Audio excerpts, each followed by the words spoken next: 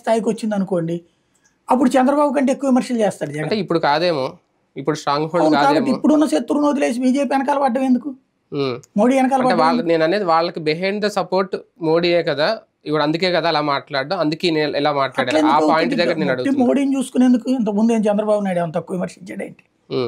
Jagan versus Chandrababu అనేది శాశ్వతం, Modi support అన్నటువంటి తాత్కాలికం లేదా ప్రస్తుతం వర్తమానం, అంతవరకు. వర్తమానంలో ఉన్నటువంటి అంశం గురించి ఎందుకు ఎక్కువ రెచ్చిపోవాలి? ఇది వన్ ఆఫ్ ద ఫ్యాక్టర్ అతనికి. ఆ ఫ్యాక్టర్ మీద ఎగబడిపోతే ఇష్యూ డైవర్ట్ అయిపోతా.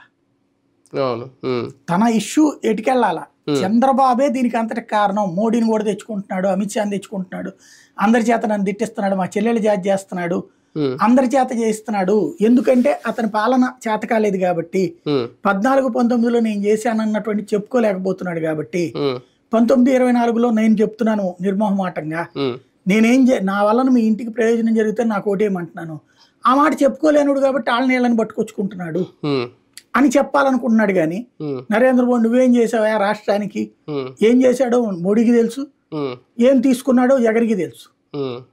కాబట్టి తీసుకుని కూడా తీసుకోలేదని చెప్పేటటువంటి తత్వం జగన్ దగ్గర కనిపించలా.